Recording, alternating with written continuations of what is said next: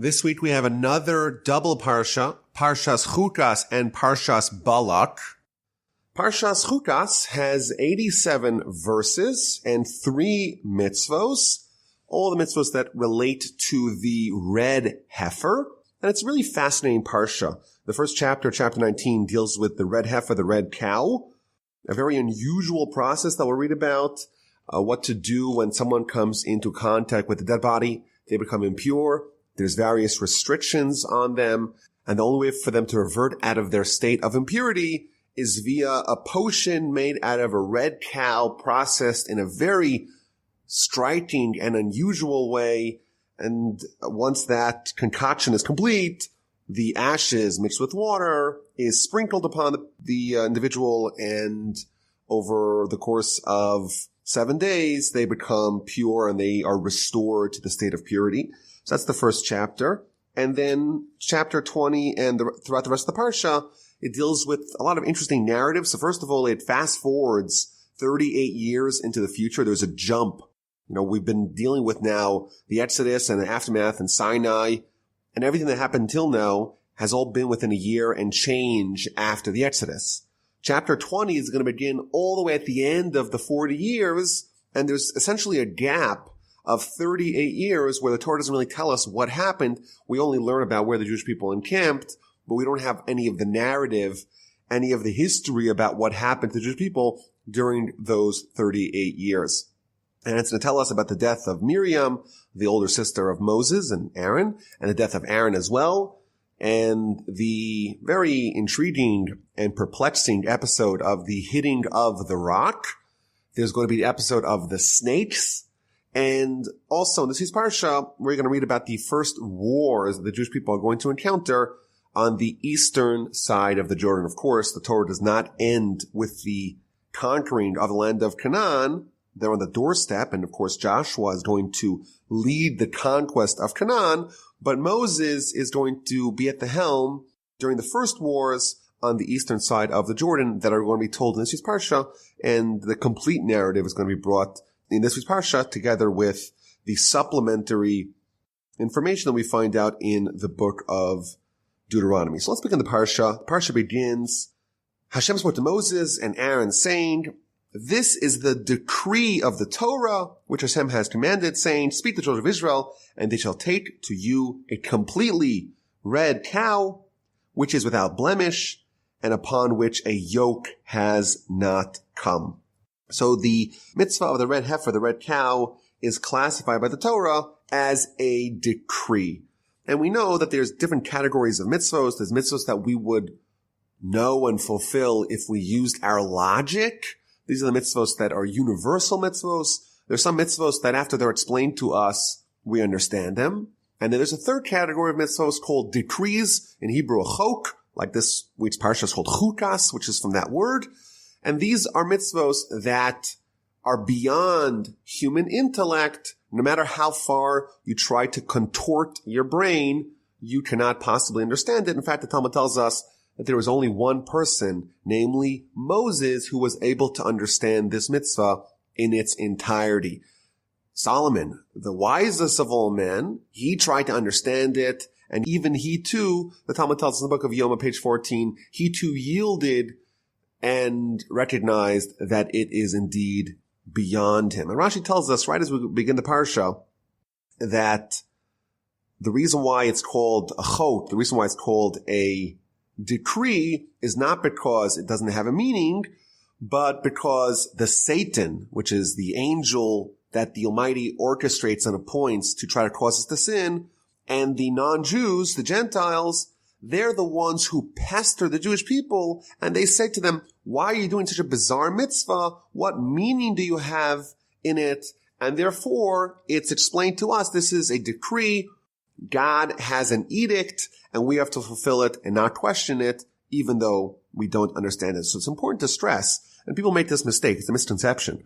It doesn't say that there is no reason. It says that because we cannot understand the reason, therefore we have to accept it as a decree and not question it, but there really is something, it's just of godly intellect and not of human intellect. My grandfather pointed out a deep insight.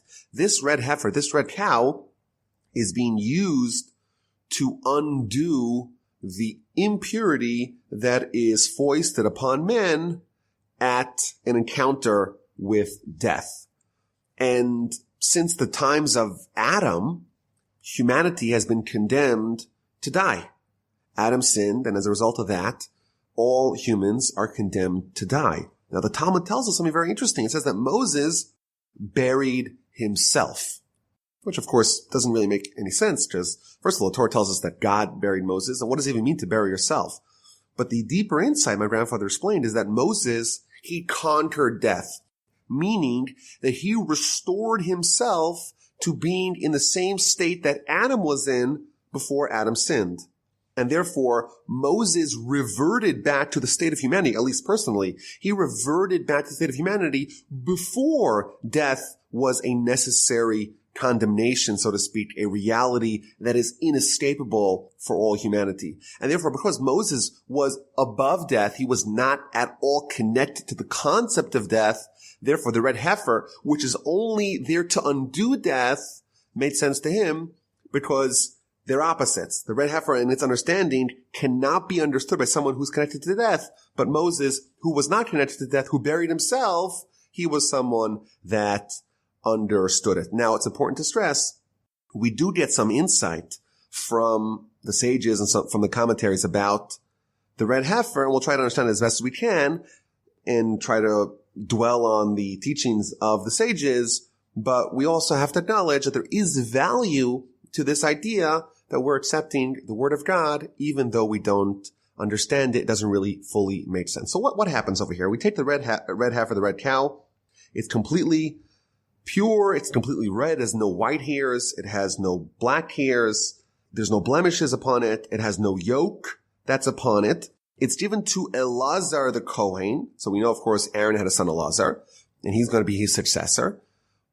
And the Kohen has to oversee the processing of the red heifer. It's taken outside the camp. It's slaughtered in the presence of Elazar the Kohen, which is like the vice Kohen Gadol, the vice high priest. They take some of its blood. They sprinkle it towards the tent of meeting. So it's done outside. It's processed outside of the temple grounds, the tabernacle grounds. And then it's sprinkled towards the tabernacle or the temple grounds. And then the cow is burned with everything that's in the cow. And into that fire, there is a concoction, ingredients, cedar wood and hyssop and crimson thread. All that is thrown into the fire. The Talmud tells us that they would actually throw a lot of wood into this fire because we're trying to create ashes. The ashes of the red heifer is what's actually used for the processing of the red heifer purification process. And because the red heifer is a exceedingly rare commodity, not to find red heifers or red cows in general, you see a lot of them, but to find a cow that is entirely red or entirely brown or bronze and has no white or black hairs, that is something which is vanishingly rare, and therefore we have to try to create as much of this ashes as possible to last us as long as is needed. And therefore they add more fuel to the fire, more wood to the fire to make more ashes. And once we're done, we have a huge pile of ashes, and then a lot of the unusual aspects of this law kick in. The Kohen who oversees it, he becomes impure, and he has to immerse his clothing and immerse himself in water. And the one who burns it also becomes impure. And the one who gathers it also becomes impure. So it's an unusual thing. It's a process to attain purity, but it's also a process that necessitates impurity for some of the people that are overseeing and orchestrating the process of purity for others. And the one who, by the way, sprinkles it on the people who became impure, he also becomes impure. He starts off as pure, becomes impure, and the people that he's sprinkling it upon, they start off impure and they become pure again, which is a little bit of a confusing idea. It's a process of purity, but it garners impurity as well. So we have now all these ashes, and they are placed in various places for safekeeping. And whoever becomes impure by touching a corpse or coming into close contact with a corpse, they become contaminated. They can't walk into the tabernacle. They can't eat sacrifices. If they do, it's terrible. They get cut off from the Jewish people. And in order for them to become pure, they have to take this ashes. The ashes are mixed with water as well, and it's sprinkled upon them after they come in contact with dead people on day 3 and day 7, and they become pure, and they're once again allowed to enter the tabernacle and eat sacrifices, etc. And the chapter ends, "This shall be for them an eternal decree, and the one who sprinkles the water of sprinkling shall immerse his clothing, and the one who touches water of sprinkling shall become contaminated until evening. Anything that the contaminated one may touch shall become contaminated, and the person who touches him shall become contaminated until evening." So let's try to understand what is the extent of what we could understand in this whole idea, the red heifer. Let's try to see what the sages tell us. So Rashi tells us a very interesting idea. Rashi tells us that this is somehow connected to the episode of the golden calf. Of course, a calf is a baby cow. So we have the sin of the Jewish people that really caused a lot of the events that followed to happen. That sin was with a golden calf, a small cow.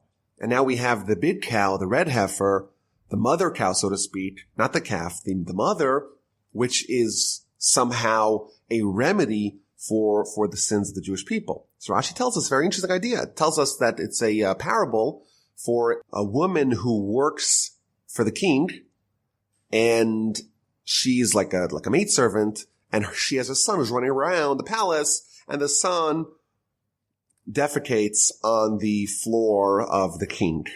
So what does the mother do? The mother comes and she cleans up the excrement of her son. That's the parable. And similarly over here, says Rashi, we have the baby calf, the baby cow, the golden calf, which is the sin, so to speak. That's the excrement of the Jewish people. Comes along the red cow, comes along the mother, and the mother cleans it up. So obviously there's a very deep idea that the red heifer and the golden calf are connected, but maybe we could say on a big picture idea that after the Jewish people received the Torah, they essentially were restored to the state of Adam pre-sin. They became like Moses. They had prophecy. They were at a very heightened state of connection with God. And our sages tell us that had they maintained that, had they perpetuated that, had they not sinned in the sin of the golden calf, then they would have conquered death. They would have been on that very high level and would have reverted to pre-sin state of Adam. But of course, after the sin of the golden calf, they were downgraded to being standard issue humans. Of course, humans with the tremendous experience of the Exodus and Mount Sinai, but they were no longer impervious to death. Their sin had degraded them a level. And therefore, we have the remedy to that. The way to undo that is via the red heifer.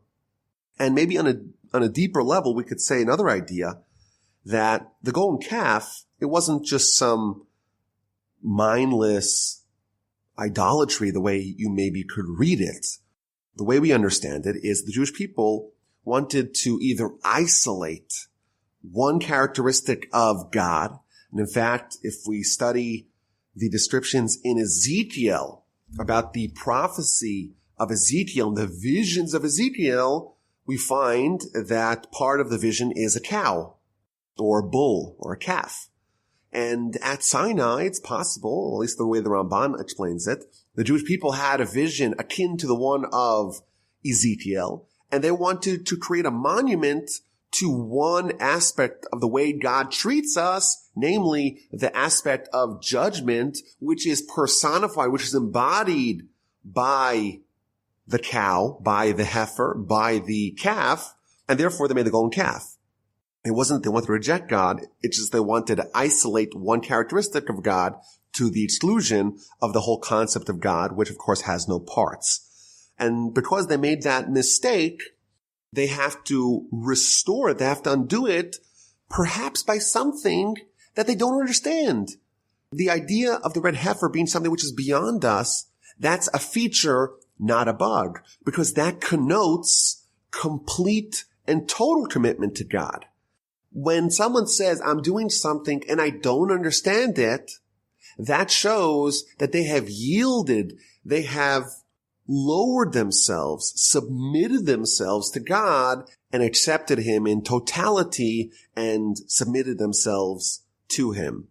And therefore, it's almost like the concept of the golden calf and the concept or the attitude motivating the red heifer are exact opposites. The golden calf, people say, oh, we understand God, and we understand how to embody it, how to personify it, how to create a monument to it.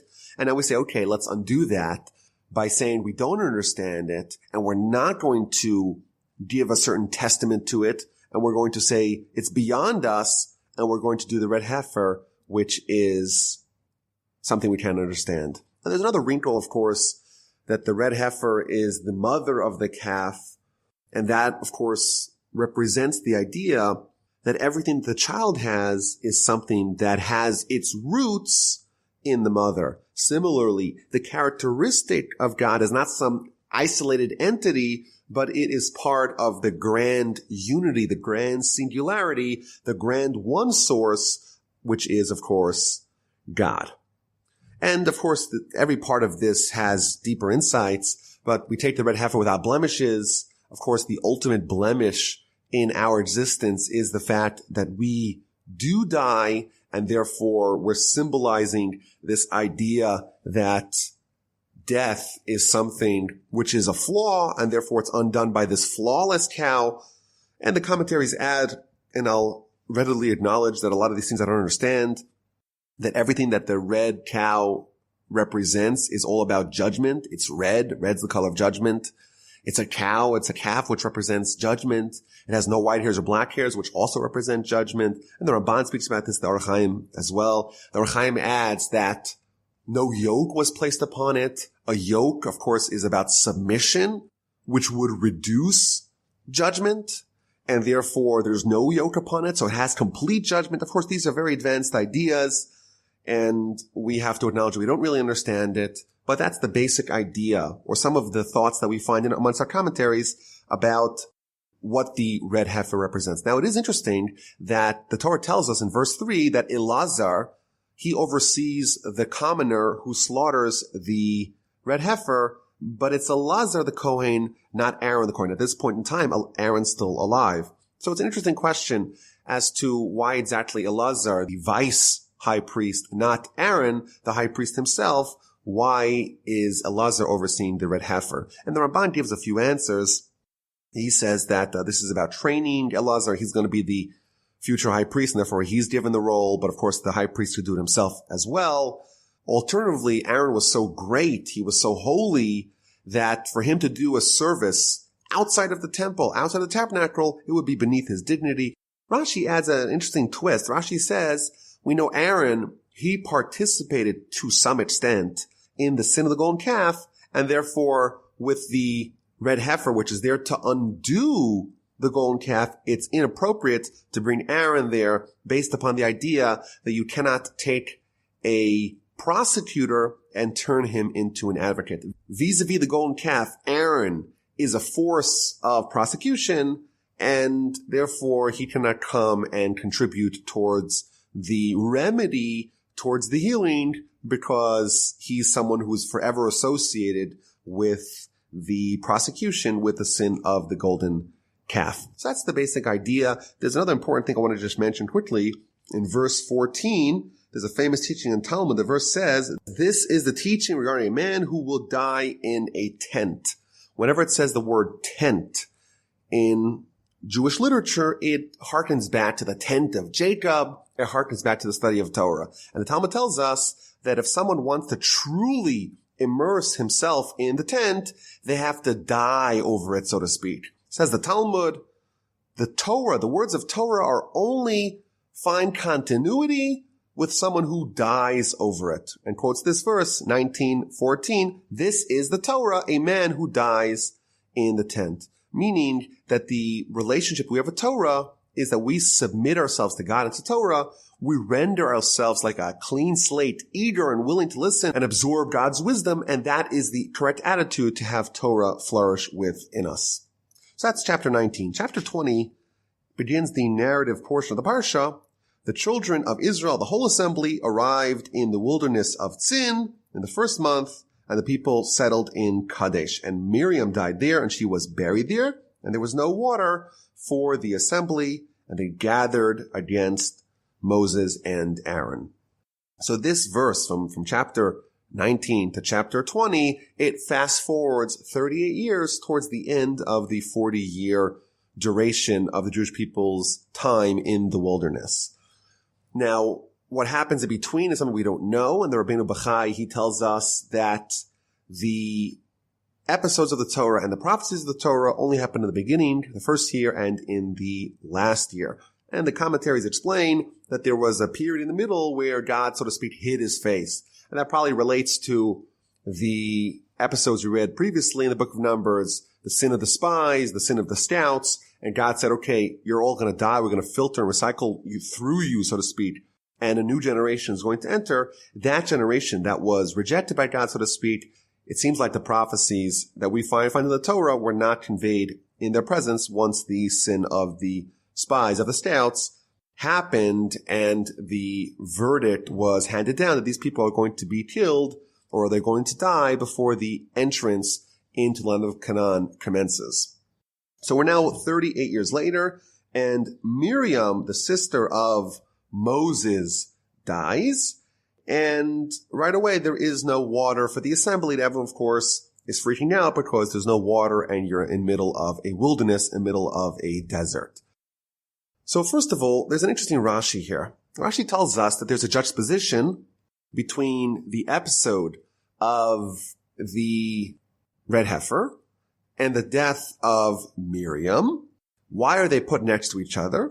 This teaches us, says Rashi, that just as sacrifices atone, so too the death of the righteous provides atonement for the people of Israel. A very interesting idea, that just as the red heifer, of course, provides purification and sacrifices in general provide atonement, similarly, the death of the righteous provides atonement. Now, I saw an interesting comment here by the Kli Yakar, one of the commentaries that we find on the Torah. A very advanced idea. He tells us that there's 4 places in the Torah where this idea is being conveyed, that there's a juxtaposition between 2 episodes to teach us this kind of idea. For example, it tells us in the book of Leviticus, where the sons of Aaron died, right afterwards we read about the Yom Kippur services, and that tells us what's the juxtaposition, because when the righteous die, it's like Yom Kippur. It provides atonement. That's the first time. And then we have over here, and then we have later on the story of the death of Aaron, and that's juxtaposed to the garments of the high priest, and that tells you that the garments of the high priest provides atonement. And finally, we have the death of Aaron when it's retold in the book of Deuteronomy. That is juxtaposed to the breaking of the tablets to tell you that the death of the righteous is equivalent to the breaking of the tablets. So he points out something very interesting. There's 4 places in the Torah where sages tell us what the death of the righteous means. What's the impact? And then he tells us a very deep and powerful idea. He says each one of these 4 episodes, each one of them corresponds to one of the 4 benefits that a righteous person, that a tzaddik, benefits their generation. So for example, number 1, here we have the story of the death of Miriam. And then right away, what happens? There's no water. And we find out that the reason why there's no water is because the water that was provided to them for 40 years was provided to them via the merit of Miriam. So this is one element of the benefits that the righteous provide to their generation, that they provide nourishment. And he quotes the sages in the Talmud. Talmud says that when there's a righteous person, the nourishment that is given to the whole world is done in their merit. That's the first idea. The second idea is that a righteous person, a Torah scholar, a Torah sage, teaches the nation Torah. And therefore, when they die, it's like the breaking of the tablets, because the connection to Torah is weakened via the death of the righteous. And therefore, when Aaron died, it's juxtaposed to the destruction of the first set of tablets. The third concept, the third benefit that the righteous give us to the generation, to the nation, is equivalent to garments. Just as you have a garment, it provides warmth, it provides comfort, it provides shelter. Similarly, when the righteous are present and when the righteous are alive in a generation, they provide protection, they provide comfort for the nation. And we'll read a little bit later on in this week's parsha. When Aaron died, the clouds that had enveloped the nation for the duration of the 40 years, they ceased and they stopped. And that's similar to the idea of garments, that they were a protective sheath for the nation. That's another element of the benefits that are given to us by the righteous. And finally, the death of the righteous provides atonement, because a righteous person provides atonement for the generation, and therefore, just like Yom Kippur provides atonement, so too the righteous provides atonement to the generation when they pass, and that is another benefit that is given to us by the righteous. Very interesting idea that the Kli Yakar here tells us, that there's 4 times in the Torah where this concept is revealed, and each one of them is revealing a different component, different aspect of the benefits that a righteous person, that a tzaddik, gives us as the nation when they are alive and in their passing. So Miriam dies, and she's buried there, and right away there is no water for the assembly. There's an amazing Rashi over here. Rashi tells us that from here we learn, from these 2 verses, verse 1 and verse 2, Miriam died and there is no water, we find out that the well that had been following the nation for 40 years was done in the merit of Miriam. Now the Talmud in the book of Tainus tells us that eventually, and we'll read about the story a little bit later on, it's brought back, the water, and the well is restored by Moses and by Aaron. They're going to pray, of course, they're going to hit the rock first, and that's going to cause a problem. It's going to be a sin. But ultimately, the water came back because of the 2 brothers of Miriam. But initially, the well that had followed the Jewish people was the byproduct of the merits of Miriam. But if you read Rashi very critically, you find out a deep insight. Here, Rashi is telling us that because when Miriam died, the water stopped, only then did everyone realize that the water had come because of Miriam. Which means that for the course of 40 years, a nation of millions of people are drinking water every single day, billions and billions, maybe even trillions of glasses of water that they're drinking from this miraculous well that has been following them. And no one knew that this was all in the merit of Miriam. No one knew. And then when she dies, only then does it become clear to them that it happened because of her. And the commentaries add that when she died, there wasn't the proper eulogizing, there wasn't the proper mourning, and that's why they lost it. Had they realized who she was, they could have maintained her merit. Because the nation didn't realize who she was and what she was doing for them, that's the reason why they lost it. So everyone's thirsty, and they come to Moses and Aaron. There's no water, and please provide us water. But of course, they complain a little bit. You took us out into the wilderness. We're all going to die, us and our animals. Why'd you bring us up from Egypt to bring us to this evil place? There's no water. And Moses and Aaron, they go into prayer and into prophecy with God. And God tells Moses, take the staff, which is the staff that we read about in last week's parsha, the staff of Aaron that had sprouted almonds, and gather together the assembly, you and Aaron, and speak to the rock before the eyes of the nation, and it shall give its water. You'll be able to restore the water-spewing rock that we've had till now if you talked it in front of the entire assembly. You shall bring forth for them water from the rock and give drink to the assembly and to their animals. So what happens? So Moses takes the staff, and they gather the nation. And Moses speaks to the nation, listen now, O rebels. Shall we bring forth water for you from this rock? Is it possible? So Moses takes his arm and strikes the rock with his staff twice, and abundant water came forth, and the assembly and their animals drank. So if you just read that, simply you're like, this is an amazing miracle. Moses and Aaron, they convene the entire nation, they hit the rock, and water spews forth, and there's enough water for the whole nation and for their animals. But right away we read that this was a major sin. They're punished for it. Hashem said to Moses and Aaron, because you don't believe in me to sanctify me in the eyes of the children of Israel, therefore you will not bring this congregation to the land that I have given them. There the waters of strife, where the children of Israel contended with Hashem, and he was sanctified through them. So a very interesting idea here, and maybe one of the most puzzling episodes in the Torah. Moses and Aaron convene the whole nation. They do a tremendous miracle by hitting a rock, and the rock emits water. And right away God says, okay, this was a sin, and this is not just any kind of sin. This is a sin that demonstrates that you don't believe in me. And by the way, if Moses and Aaron don't believe in God, who does believe in God? And as a result of that, neither of you are going to enter the land of Israel. You're going to die on the eastern bank of the Jordan, and someone else will lead the nation into the land. And of course, all the commentaries try to figure out what exactly did Moses and Aaron do wrong. It seems like if there was a sanctification of God in the Torah, this is it.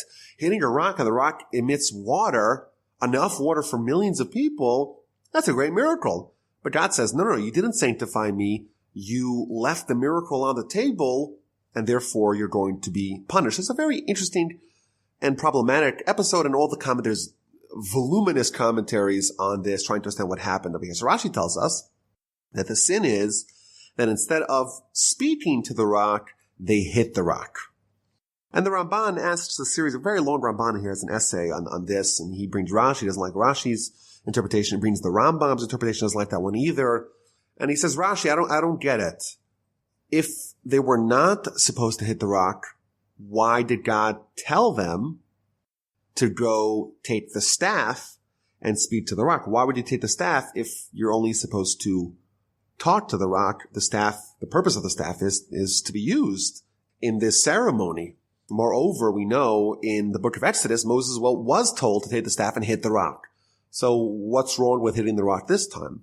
Moreover, the Ramban adds that yes, it's a miracle if I talk to a rock and the rock emits water, but if I hit it, it's no less of a miracle if it emits water. So what exactly is being diminished here by hitting the rock as opposed to speaking to it? And he brings the Rambam. The Rambam says something very interesting. He says that Moses called the nation, O rebels. Listen now, O rebels. Moses is labeling the nation as a nation of rebels. And he's displaying a little bit of anger. And as a result of that, the people thought that, hey, Moses is angry at us. You know who else must be angry at us? God must be angry at us. Because if Moses is displaying anger towards us, and he's nothing more than a funnel of God, then it must be that God's angry at us too. But of course, God was not angry at them. And therefore, the sin of Moses is that he caused the nation to make a mistake, to err in their interpretation and the understanding of what God, the characteristics, so to speak, of God was at that time. And that's a very deep idea that Moses, every one of his actions, every one of his words was a lesson to the nation. He wasn't displaying his own feelings. He was displaying what God was, so to speak, feeling at that time. And if Moses is angry and God's not angry, that is a sin that shows that there is a misalignment. There's an asymmetry between Moses and God. Moses does not have faith in God, so to speak. Of course, this is only for Moses, and at his level, this is a sin for Moses. For us, it probably wouldn't be a sin. I would say quite the contrary. It'd probably be a great miracle and mitzvah if we could do this. But for Moses, the second there's a misalignment between him and God, that's a sin for him. And for him, on his level, it's considered as if he doesn't have faith in God. He didn't sanctify God, and therefore he's not going to bring the Jewish people into the land of Israel. And of course, we have to acknowledge that this is the very basic understanding, and there is a tremendous amount of literature on this subject, and there's many other angles of this story, but that's the story in its basic form. Moses hits the rock instead of speaking to it, and whatever exactly the nature of the sin is of course a great debate. But as a result of this, and only this, Moses and Aaron are not going to be allowed to enter the land of Canaan, the land of Israel. And Moses, of course, is going to spend a tremendous amount of time trying to undo that, trying to repent for it, so to speak. But ultimately, this is going to stand, and Moses is going to pass on the eastern side of the Jordan, outside of Israel. Now, there is an amazing Rashi here in verse 13. The verse says, "They are the waters of strife." These waters, the waters of the rock, are the waters of strife. So Rashi tells us, invoking Pharaoh in Exodus, when Pharaoh, when he was worried about the Jewish people having a savior, his forecasters, his necromancers, his stargazers, his astrologers told him, we see that the savior of the Jewish people is going to be born, and he is going to be stricken with water. Therefore, throw all the Jewish babies into the water. Rashi tells us, when the verse here tells us that they are the waters of strife, it's referencing that same vision that the stargazers of Pharaoh had. Indeed, Pharaoh was correct that the leader of the Jewish people, save the Jewish people, is going to be stricken by water, but it's not going to be because of the waters that are going to kill them, throwing the babies into the water. But this episode of the waters, this was Moses' sin, and this was the strife, so to speak, the waters of strife that they saw. They, of course, misinterpreted it, but this is a reference to that, a very interesting idea. And the episode ends by telling us that God was sanctified through them. And again, Rashi tells us, and this is an idea that we saw earlier, that when God punishes the righteous, that is a sanctification of God, because everyone who's not righteous says, oh my goodness, if God is so serious with the righteous and he punishes them for what we consider the most minor of sins, what does that portend to us? And the lesson that the nation takes when they see God punishing the righteous is a lesson that provides sanctification for God, because they all take the lesson home, and therefore the punishment of the righteous is indeed something which God is sanctified through. And I would just add, and this is of course dicey territory, but the people who ask the question, where was God in the Holocaust? Of course, it's a very difficult question to grapple with, but the question of why the righteous died in the Holocaust is a different angle. And here we see a little bit of a Jewish perspective of that when the righteous die or the righteous are punished and comparatively less righteous people are not punished or not punished by the same severity, here's a little bit of a wrinkle of understanding that this provides more of a lesson, more of a sanctification than when the wicked or the less righteous are punished. And then verse 14, we begin reading about the encounters that the Jewish people had with the various nations that are blockading their entrance to the land. Of course, the eastern border of the land of Israel is the Jordan River. And you have the west bank of the river, which is in the land of Canaan, the land of Israel proper. And then you have the eastern bank, which at that time was occupied by all kinds of nations. And the Jewish people want to navigate and negotiate passage to Canaan, and they have to get through some of those nations. So they begin, and this is the first encounter with a foreign adversary in the Parsha, they begin with Edom, with the nation of Edom. So Moses sent emissaries from Kadesh to the king of Edom, and he reaches out to the nation of Edom. Edom, of course, is from the family of Esav, of Esau. And they reach out and they send the message as follows. So said your brother Israel. So right away you were invoking the brotherhood, because of course the nation, they're descendants of Jacob, the brother of Esav. You know all the hardships that have befallen us, and he gives us the whole history. Our forefathers descended to Egypt, and they dwelt in Egypt for many years, and the Egyptians did evil to us and our forefathers. We cried out to Hashem. He heard our voice. He sent an emissary to take us out of the land of Egypt, and now we're in Kadesh, the city at the edge of your border. Let us pass through your land. We shall not pass through field or vineyard. We shall not drink well water. On the King's road we shall travel. We were not going to veer right or left until we pass through your border. So they make a request for passage through the land of Edom. And Edom responds, Edom said to him, you shall not pass through me, lest I come against you with the sword. And the people persist, the nation of Israel persists, and they say to them, okay, maybe we can have a different arrangement. We should go through on the highway. If we drink water, me or my flock will pay the price. We're not going to happen to you. We're just going to walk through on foot. And again, the response is unambiguous. You shall not pass through. And then Edom went out against them with a massive throng and a strong hand, and they refused passage, and the nation of Israel turned away from them. So this is the first encounter with an enemy, the enemy of Edom. So there's a very interesting Rashi here explaining the subtext of this dialogue, of this negotiation. The people of Israel begin, we are your brothers. What is the reason why the brotherhood is being invoked here?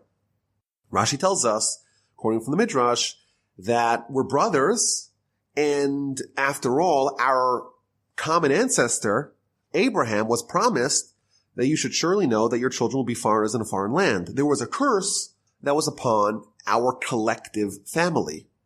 Both of us, the nation of Israel, the nation of the Jewish people, the children of Israel, and the children of Edom, both of them had this debt to pay from the time of Abraham. And who paid that debt? We paid that debt. And therefore, because we paid that debt, therefore we earn the right to the land of Israel. We're the ones who paid the debt, and therefore you should not have any problems, any qualms with our entrance into the land of Canaan, because after all, the people who pay the debt, they're the ones who should reap the rewards. We paid the debt we suffered at the hands of Pharaoh and the Egyptians, and therefore we have earned our claim to the land of Israel, and therefore let us go through. And the response of Edom is interesting because Rashi again explains that the Jewish people are invoking their prayer, and that, of course, is the characteristics of Jacob. The voice is the voice of Jacob. And the response of Edom is that the sword is the power of Esav. Why? You approach as Jacob. You approach with prayer. I'm going to approach as Esav, as Esau. I'm going to approach you with the sword. And ultimately, they don't let them pass. They veered away. And the Ramban here tells us that the reason why they did not respond militarily to the Edomites, to Esav, is based upon divine mandate. We read this, again, like we mentioned earlier, the narrative of the conquest of the eastern bank of the Jordan is retold in the beginning of the book of Deuteronomy, and we find out some more information that completes the narrative for us. And there we find out that God told Moses to not start up with the Edomites. They're the ones who rightfully have the land of Seir, and therefore the reason why they veered away from them is not because they were scared of a fight, but it was based upon a divine instruction that they're not allowed to wage war with Edom. And then they journey out of the vicinity of Edom, and they arrive at Mount Hor, which is Har Hahar in Hebrew. And the word Har means mountain, and Har Hahar means mountain upon mountain. So Rashi tells us this looks like a fruit. If you would have an apple on top of an apple, a mountain on top of a mountain, you would have Har Hahar, Mount Har, which is the mountain upon which Aaron is going to be buried. And this is on the border of the land of Edom, and Moses is instructed by God, Aaron's going to die. He's not going to enter the land because of the waters of strife. Again, exclusively because of that sin. Take Aaron and Elazar, his son, bring them on top of the mountain, take off Aaron's special garments that are reserved for the high priest, and dress his son Elazar, who is dressed with the 4 garments of a regular priest, and upgrade him to be the replacement, to be the successor of his father as the high priest, and Aaron is going to die. So Moses did as Hashem commanded. They ascended Mount Hor before the eyes of the entire assembly. Moses stripped Aaron's garments from him and dressed Elazar, his son, in them. The commentaries quote the Midrash and the Talmud that tells us this was miraculous, that you couldn't really undo this without taking off all the garments, but the 4 garments that are universal amongst the Kohanim remained on Aaron in a miraculous fashion. And Aaron died there on the top of the mountain, and Moses and Elazar descended from the mountain. When the entire assembly saw that Aaron had perished, they wept for Aaron for 30 days, the entire house of Israel. There's a very interesting Rashi here that tells us the process of Aaron's passing. It tells us that they entered into a cave, and they saw in the cave a bed spread out and a candle lit, and Aaron was told by Moses, go on top of the bed and extend your hands and open your mouth, close your eyes, and that's how he died. And the way it's described in the Talmud, he died with the death called kiss, almost as if the mouth, which is the conduit through which the soul came through into us, that's just extracted seamlessly from the mouth via, so to speak, a kiss, which is, of course, on a deeper level telling us that Aaron's soul was so pure, it did not need to navigate any sort of resistance. It was put in seamlessly. It was taken out as equally seamlessly to indicate that he was entirely righteous. And people who were entirely righteous, they die with this level of death. And Rashi tells us the second Moses saw this, he too craved that kind of death. And just as a sidebar here, in Judaism we say that the way someone dies, the nature of the death of a person is indicative, is reflective on the kind of life that they lived. And the Talmud tells us, Book of Brachos, page 8, that there's 903 different types of death, because there's 903 different levels that a person can reach at. And the highest level, the most righteous death, is the death of the kiss, which is a death in which the soul is pulled out without any resistance. There's no blemishes to that soul, and therefore it can be taken out very easily and very seamlessly, says the Talmud, like pulling out a hair out of a glass of milk. When the nation sees that Aaron had died, they're in total shock and total disbelief. And Rashi tells us the dialogue that happened. Where's Aaron? They ask Moses. And Moses says, well, he died. How's it possible? Last week's parsha, we read how Aaron had stifled the angel of death. He stopped the plague. How is it possible the angel of death had control over him? And right away, Moses requested mercy, and the angels showed a vision to the nation of Aaron placed upon a bier, placed upon a bed, and they believed him. They couldn't believe him that Aaron would die. Aaron, in their minds, was impervious to death, but once they saw that, they believed him. And as a result of the passing of Aaron, the whole nation cries for 30 days. Rashi tells us, why is it the whole nation? Because Aaron was someone who relentlessly pursued peace, and he would try to infuse peace and love between litigants, between a husband and wife, and consequently, everyone felt a kinship, a connection to Aaron, and therefore everyone cried for 30 days because everyone recognized the tremendous loss that they had with the passing of Aaron. And right away, we read chapter 21 that Amalek, masquerading as a regular Canaanite nation, they discover the whereabouts of the people of Israel, and they attack, and they took a captive from the nation of Israel. And here's the second juxtaposition of a death of a righteous one, the death of Aaron, to the attack of the Canaanites. And Rashi tells us that when Aaron died, the clouds of glory that had camouflaged the nation disappeared, and therefore the nation is suddenly exposed to the enemy, and the enemy attacks, which means that the nation is traveling within this invisible bubble, this enveloping cloud, and therefore they could go wherever they want undetected. But now once Aaron dies, the cloud goes away, and therefore their whereabouts are known to the enemy. Now Amalek is acting quite sinisterly because they are attacking as Canaanites. You read the verse says the Canaanite king of Arad, they heard about the Jewish people and they attack. But we find out from Rashi, these are not regular Canaanites. These are specifically the southern dwelling Canaanites, which is Amalek. And Rashi tells us why did they masquerade as Canaanites?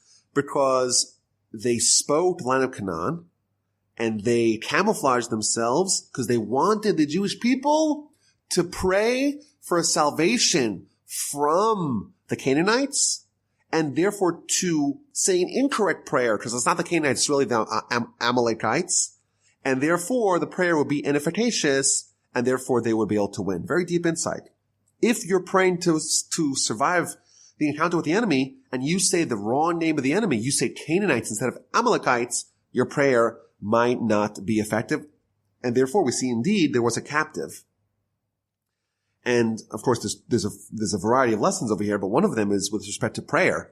Prayer has to be precise. Almost like if you put in a website address and you spell incorrectly, it doesn't matter how many times you hit the enter button, it's not going to work. Similarly, prayer, you're asking God for something specific, and if you say the wrong thing, even though, of course, God knows what you really want, but prayer is such a powerful tool, and it has to be marshaled correctly, and therefore if you say it inaccurately, it's not going to work. There's a story with Rabbi Akiva Eiger, one of the great sages of the late 18th and early 19th century. There was a prayer that he was saying, and someone told him, pray for this person, for this and this name. And he's like, this is the wrong name because I feel resistance to the prayer. And indeed, it turned out that it was the wrong name.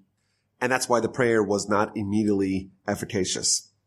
So they have an encounter with Amalek. And indeed, Amalek is successful in taking a captive. Rashi tells us this is only one maidservant. And this, I think, reveals an insight that for us, any degree of casualties of war is too much to bear. And we see this amongst other nations, when there's an exchange, a prisoner exchange, there's one Israeli soldier and there's 5,000 terrorists. And the asymmetry is reflected over here because the Jewish nation, no loss is tolerable. And here we see a focus that we lost, and who did we lose? We lost one person, and who was that? It was a maidservant. You would think that would not even register, but here we see an insight, the Jewish people, when we have war, any degree of casualty is something that we cannot bear. And the people pray to God, and they make a vow, if you deliver the people into my hand, I will consecrate their cities, meaning I will dedicate the spoils of war to God. God heard their voice. And he delivered the Canaanites, and indeed they kept their promise. They consecrated them and their cities, and they named the place that they conquered, they named it Charma. After that war, the war with Amalek, they retreated a little bit, and they went back in the direction where they came from to circle around the land of Edom, but the people got really frustrated with this detour, and they started complaining, why do you bring us out to the land of Egypt? We're going to die in the wilderness. There's no food. There's no water. We're disgusted with the manna, with this insubstantial food. And God sent the fiery serpents, the venomous serpents, to go kill the people because they were complaining. And a large multitude of Israel died. They started retreating. They started going in a circuitous route. And the people are so frustrated. We're finally on the doorstep of Canaan, and now we're going back around. They start complaining. And God responds with a fitting punishment by sending after them the venomous snakes. And Rashi tells us that the snake, the primordial snake of Genesis, spoke evil, and therefore these people speaking evil, and therefore it's appropriate for them to be punished with snakes. And in addition, Rashi tells us the second reason why God sends snakes is because a snake, everything tastes like dust. And here the Jewish people, they show ingratitude because they have the manna, which tastes like anything that you want it to taste like, and therefore it's appropriate. When you complain about the manna, it's appropriate that you're attacked with snakes because the manna is the exact opposite of any snake food. The manna tastes like anything, and the snake food tastes all the same. So the serpents are attacking the Jewish people. They complain to Moses. Moses prays to God, and God says to them, okay, I'll give you a solution. Make a pole Upon the pole put a fiery serpent. Anyone who is bitten by the serpent will look at it and live. So Moses makes a serpent of copper, placed it upon a pole, and indeed, when a serpent bit any person, they would stare at the copper serpent and they would live. So this is, of course, a miracle. And Rashi quotes the teaching from the Talmud in the book of Rosh Hashanah. What does it mean to look at this staff, this fiery serpent staff? What does it mean? Of course, it's not to tell you that the snake kills, nor does the snake give life. But when you look up to heaven and you pray, then God will save you. And the Ramban adds that this is to remind us that not only does God give life, but God also kills. Yes, the remedy of the snake bite comes from God, but certainly the snake bite itself also comes from God. And then we read about another encounter, this time with the Amorites, and something really miraculous happens. And Rashi fills us in the details that they were waiting in ambush in caves between two mountains, and their plan was when the people passed beneath in the valley between these two mountains, they're going to pummel them with all kinds of weaponry, and they're going to kill them in this way. And God made a miracle that the two mountains temporarily clasped together, crushing them to death. And we get a very vivid description here in Rashi that their blood and their guts and their limbs were all crushed by these two mountains that clasped together, and it all fell down into the valley. And as a result of that, we read this song of the book of the Wars of Hashem, which is the song based upon the miracle that happened. And Rashi tells us that the well that was now following them from the rock gathered up all the blood and all the limbs of the dead Amorites that had laid ambush for the people. And when the people saw that, they started singing. And this is one of the songs of the Torah, a song of tremendous thanks to God for this wonderful miracle. Now, there's an interesting question Rashi tells us here in the end of his commentary on this song. Why does the song not mention neither God nor Moses? And he tells us a very interesting idea, because Moses, after all, he was somewhat culpable with the sin of hitting the rock, and therefore this well, this spring, is somehow associated negatively with Moses, and therefore it's inappropriate for to have his name labeled on this song, and consequently it's inappropriate to have God as well, because God said, so to speak, if you don't include Moses, don't include me. And we also find out from Rashi a very interesting idea that the well of Miriam eventually embedded itself in the Sea of the Galilee. And my grandfather used to tell the story that when Reb Chaim Vital was a student of the Arizal, he was not understanding the Torah conveyed to him by the Arizal. He took him into a boat, into a canoe in the Sea of Galilee in northern Israel, and he gave him to drink from a specific spot in the Sea of Galilee, and that was from the waters of the well of Miriam. And once he drank that, the well springs of wisdom were opened for him. My grandfather also added that when he went to Tiberias, he went to Tveria, he really wanted to drink from that water, but no one knew exactly where it was. And my father told me that he remembers going to Tiberias with his father, with my grandfather, and him asking around trying to find where that water was. Really interesting. So that was a third encounter with the Amorite contingency that was trying to kill the Jewish people in ambush. And then we read about the fourth encounter, this time with Sichon, the king of the Amorites. Again, there is a request for passage.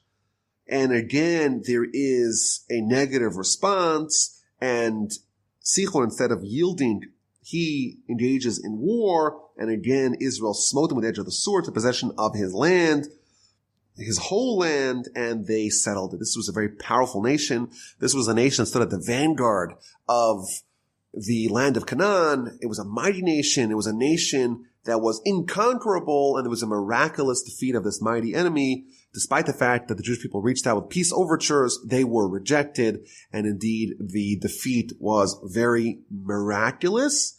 And finally, we read about the fifth encounter with Og, the king of Bashan. Again, they also battle with the Jewish people, and Moses is told by God, don't fear them. I'm going to deliver them into your hands like I delivered the Sichon, the king of the Amorites.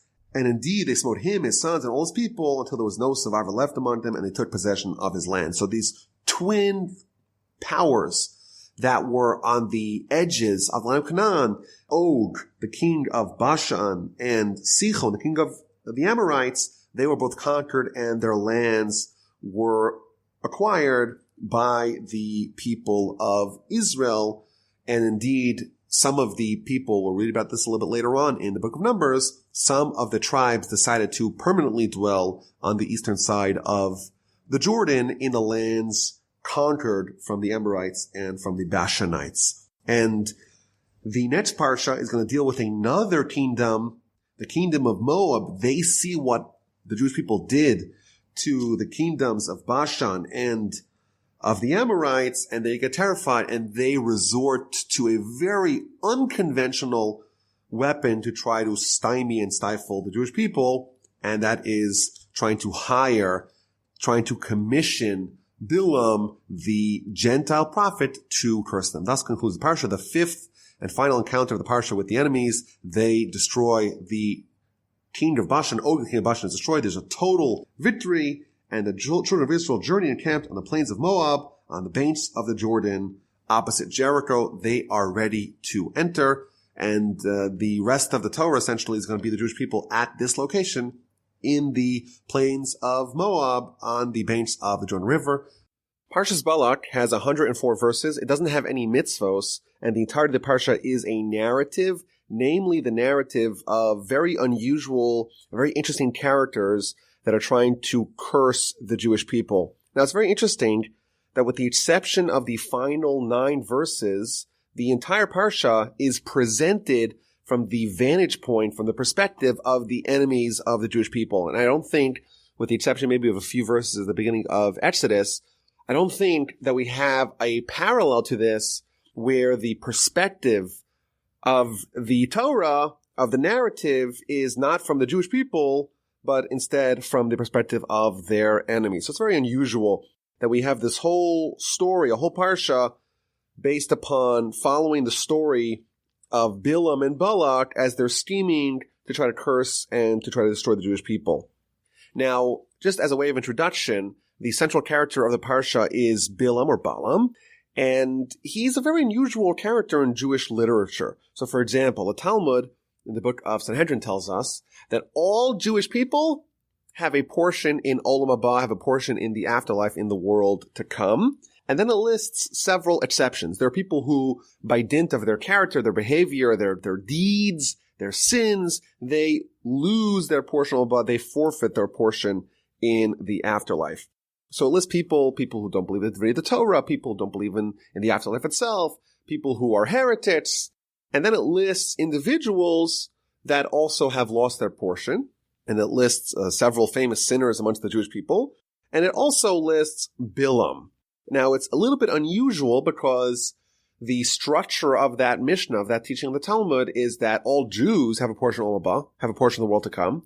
And these are the Jews that are the exceptions to the rule that they lose their portion in Olam Haba. Now, Bilaam, of course, he's the prophet from the non-Jews. And therefore, you would never think from the beginning of the Mishnah that he would have a portion in the world to come. And therefore, it's a little bit odd that we're told that he loses his portion.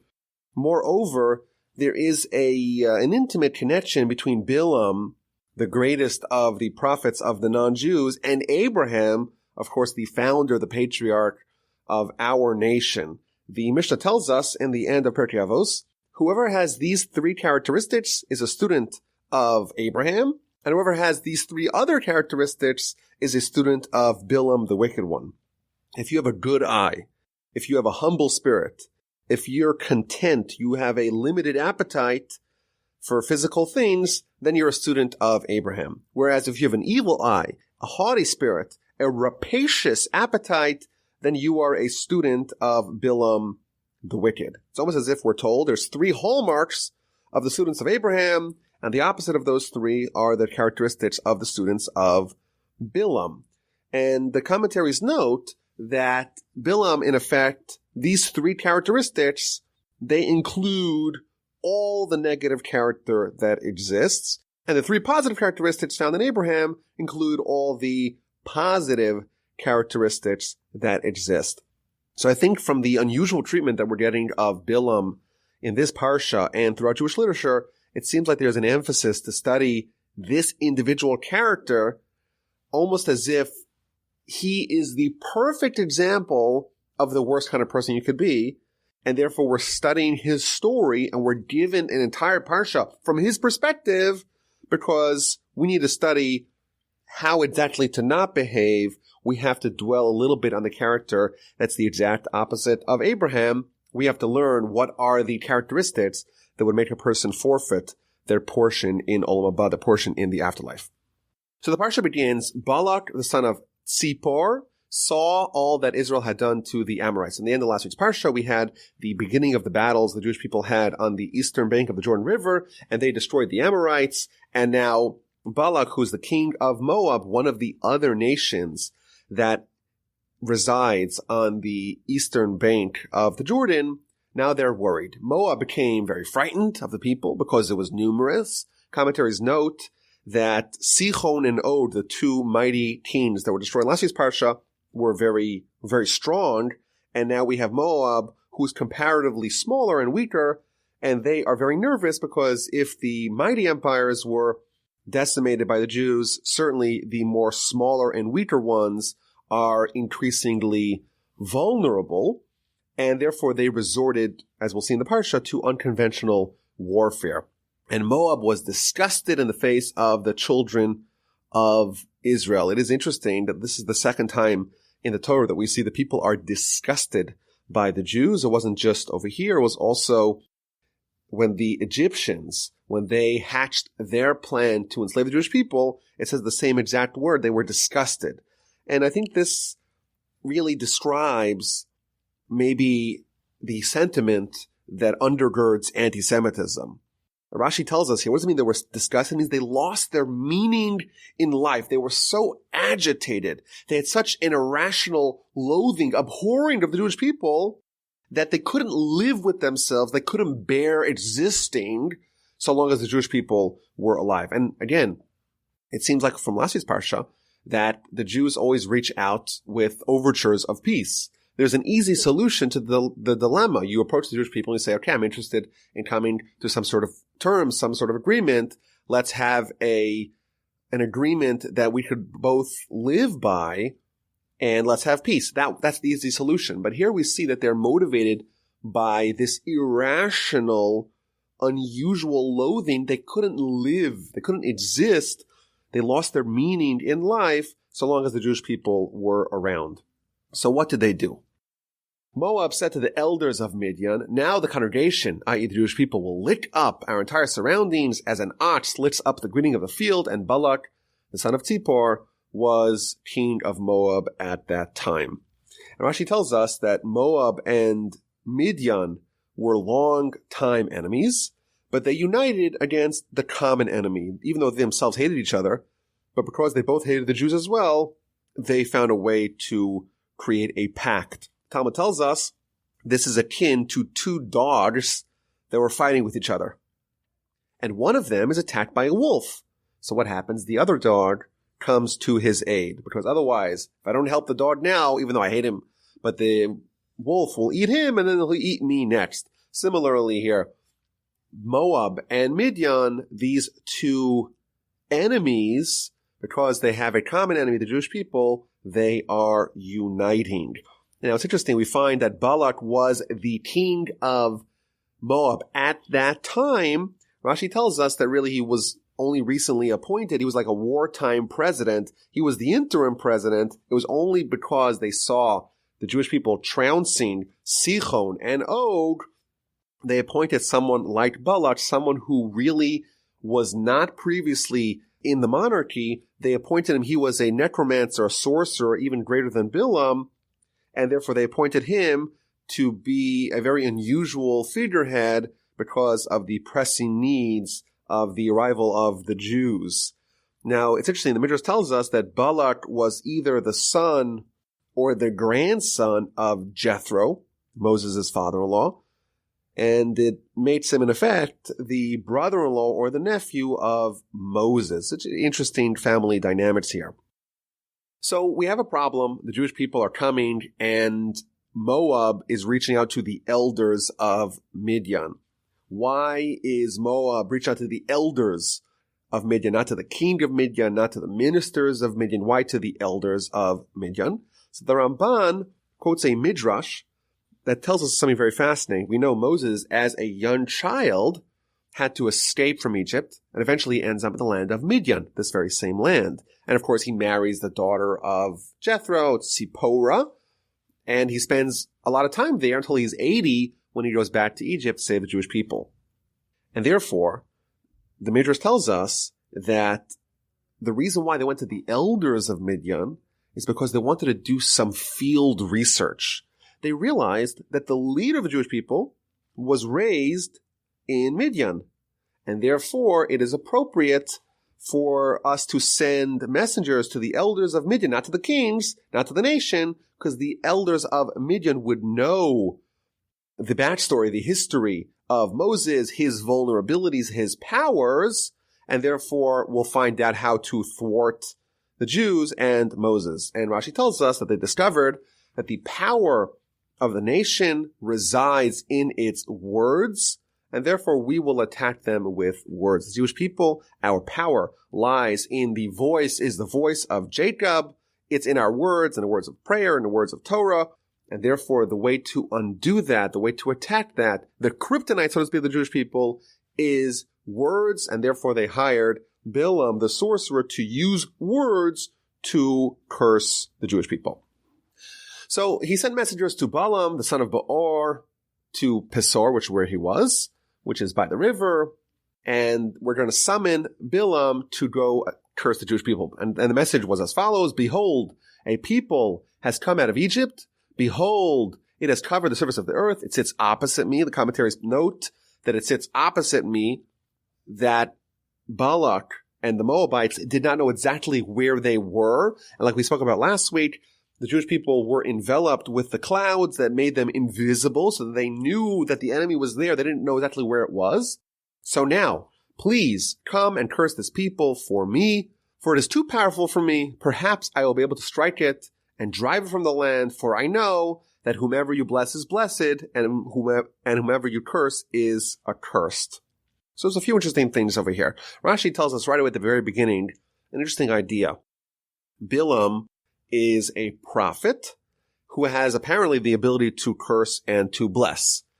And the question that Rashi asks is, why does someone like Bilaam, and we'll learn more about him, someone who is crowned with all the terrible characteristics that exist in the world, why is someone like that given prophecy? Isn't prophecy the domain of the righteous, of the people that are upstanding, the people that are the greatest of the human species? Why is a sinner, a Gentile like Bilaam, someone like that, why is he given this tremendous power, this ability to communicate with God, this ability to ostensibly have blessing and curses? So Rashi tells us that the reason why Bilaam was given prophecy is so that there should not be an excuse for the nations in the future. The nations will say, oh, the Jewish people are given all this reward and we're suffering, but it's not fair.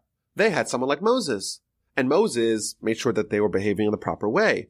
Had we had prophets equal or greater to Moses, we too would have been morally upstanding. And therefore, the non-Jews had to have a character as great, as talented as Moses, or else it would not be fair. And therefore, they were given Bilaam, who was someone who equaled or exceeded Moses in prophecy. And what happened? We see that their prophet not only did not improve their standing, the prophet actually caused terrible sins, not only for the Jewish people, as we'll see later in the Parsha, but also for the non-Jews. And therefore, we see it didn't really work out as planned. That's the idea that we find in Rashi. The Gentiles had to have someone, they had to have a prophet, and they got Bilaam, someone who had the goods, had the ability to be greater than Moses, but ended up being terribly immoral. And the obvious question on this idea is, if you have to give prophecy to the non-Jews, or else they have an excuse, shouldn't you give it to someone who's more decent, someone who's more moral? Why are you giving it to someone as corrupt, as morally suspect as Bilaam? And the answer perhaps is that Bilaam is someone who is given prophecy because otherwise there's an excuse. He didn't acquire it. He didn't earn it. It was gifted to him. And we see an idea here that unearned greatness is not transformational. If you don't earn the stature that you attain, it's actually going to be harmful rather than helpful for you. So, for example, on a national scale, the Jewish people experience the Sinai revelation, a prophecy on a national scale, something that hitherto and thenceforth has not happened. They achieved the peak of human experience. Did they earn it? Was it gifted? Was it something that they acquired, or was it something that was foisted upon them, that was given to them? They did not acquire their greatness. It was gifted to them. So what happened immediately following that? They have the capacity to sin, of course, with the golden calf. And we see an idea. What you struggle to attain, what you sweat and you earn, that purifies you, that refines you. But when you have something which is given to you, not only does it not refine you, it is likely to corrupt you yet further. Bilaam was given this stature, this prophecy as a gift, and it corrupted him rather than refining him. That's one idea that we see over here. Alternatively, there is a general principle that any greatness that someone has necessarily leads to haughtiness, unless you choose to embrace humility. And we have a concept in Jewish philosophy that the greater stature someone unlocks, someone obtains, the commensurate step in humility is necessary. So, for example, when we pray in the Shemona Esrei, in the Amidah prayer, you're supposed to bow down, you're supposed to kneel, so to speak, before God 4 times. If you have a high priest, of course, someone who achieves a very high stature amongst the Jewish people, the law states that he has to bow not just 4 times, but 19 times, 1 for each blessing. What about the king? The king who has achieved the pinnacle, the highest office, the greatest stature amongst the nation, the law states that he has to pray the entire prayer while bowing. Every stage that we unlock in our greatness must necessarily be accompanied by a parallel, a sister step in humility. Abraham had that. Abraham was someone that, despite the fact that God gave him tremendous prophecy and tremendous love and closeness and promises and a great legacy, what did Abraham say? Anochi afar va'efer, I am but dust and ashes. He understood how to utilize the prophecy and not allow it to corrupt him. He earned it. Bilaam, on the other hand, it was gifted to him, and he did not take those steps to ensure that each stage of greatness is accompanied by a commensurate or parallel stage in humility, and therefore he became the most arrogant and the most haughty. Now, it is interesting that we're told about Abraham, I will bless those who bless you, and those who curse you, I will curse. Abraham had the ability to do blessings and curses. And again, we see another parallel here between Abraham and Bilaam. Bilaam, ostensibly, at least in the eyes of Balak, he is someone who people thought that he had the power to bless and to curse as well. Now, the Talmud tells us that the truth is that Bilaam only had one power. His power was that he was able to pinpoint the precise millisecond, the moment that God is, so to speak, angry and most susceptible, most agreeable to cursing, but he really did not have the ability to bless. But Balak, the king of Moab, he thought that Bilaam had the ability to bless, but the truth was that Bilaam did not have the ability to bless. So how'd that work? How does Balak come under the impression that Bilaam knew how to bless when the truth was that he only knew how to curse? So the commentaries tell us something really interesting. They say that Bilaam had the vision of a prophet. He was able to, so to speak, see the future, but he wasn't able to manipulate the future only for the negative, not for the positive. So he saw in the future that Balak is going to be appointed as king of Moab. So he went over to Balak and he said, I want to give you a blessing. I'm going to bless you that you will be appointed king. And sure enough, subsequently, Balak is appointed king. And Balak attributed that to the blessing of Bilaam.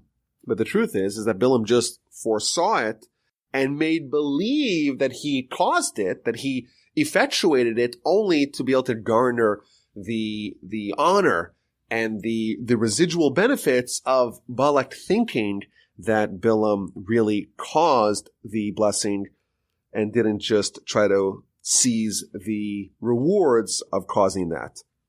But the truth was that his only ability lied in his capacity to curse, but not to bless.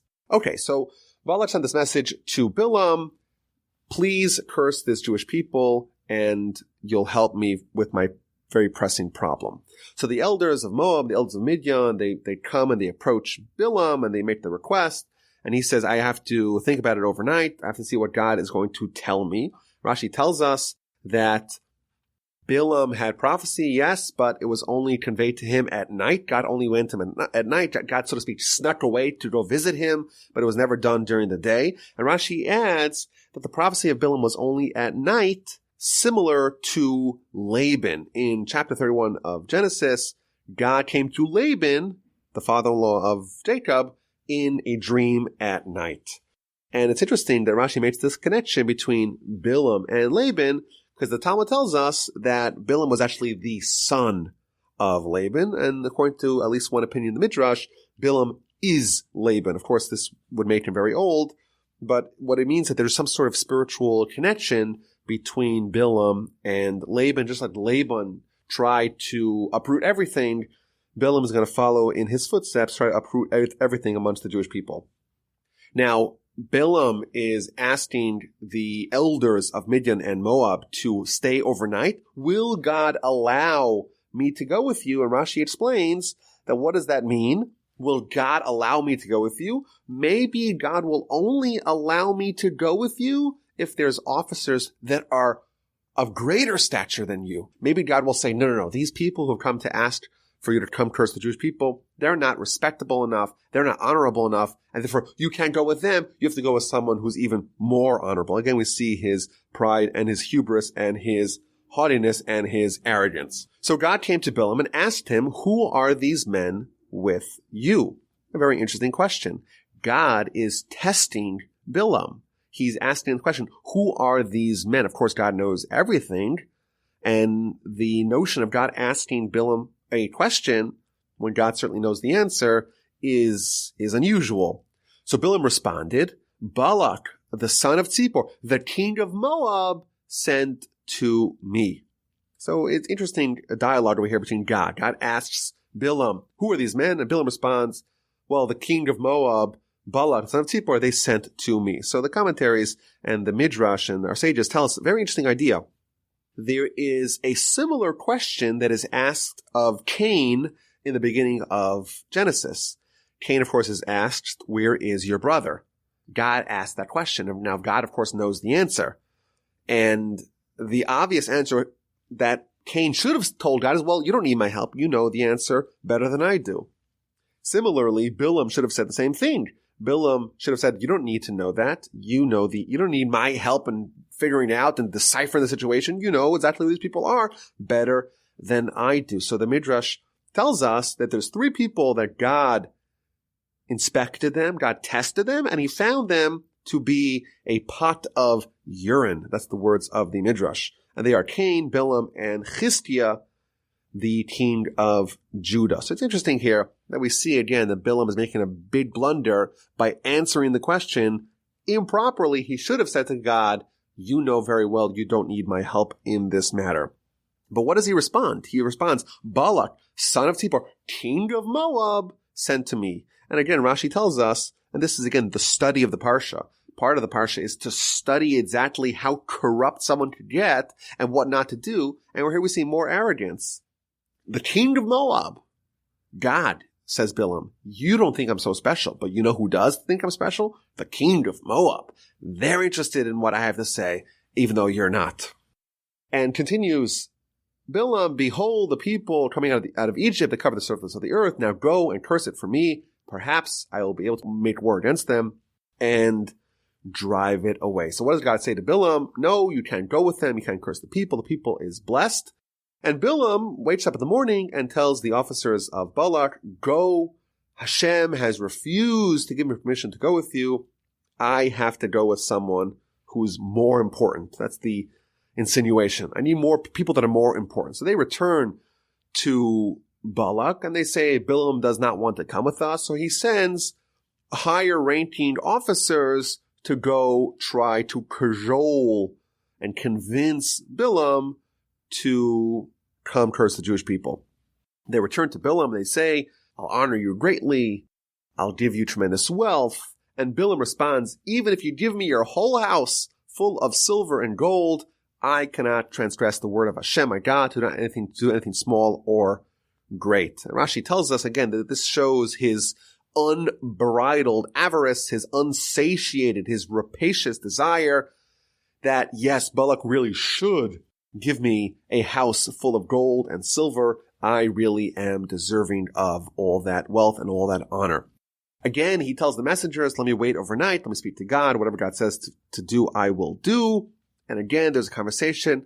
God arrives to the prophecy with Bilaam at night, and he says to him, if the men came to summon you, arise and go with them, provided that the thing that I shall speak to you, you shall do. Our sages tell us that when someone is really deeply desirous of pursuing a certain path, the Almighty will facilitate that, the Almighty will enable that. If someone wants to become righteous, if someone wants to purify themselves, then God will facilitate that. If someone wants to become wicked, if someone wants to defile themselves, then God will facilitate that too.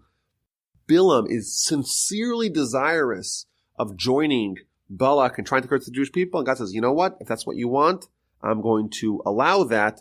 I'm going to enable that. I'm going to allow you to go. And I think this does provide us with a little bit of a scary idea. You know, sometimes if things are going swimmingly and it seems like we're having tremendous success in whatever we choose, we may be deluded into thinking that we're doing what's right. Because after all, God is enabling, God's facilitating me to do this. It must mean that the Almighty is happy with what I'm doing. I'm doing the right thing. But here we see that someone like Bilaam was doing the wrong thing. But because he's so deeply desirous of it, God allows it, and he may be under the impression that he's doing the right thing, but the truth is he's doing the wrong thing. I think it's a valuable lesson for us that we have to do what the Torah wants of us. We have to do what the Almighty wants of us.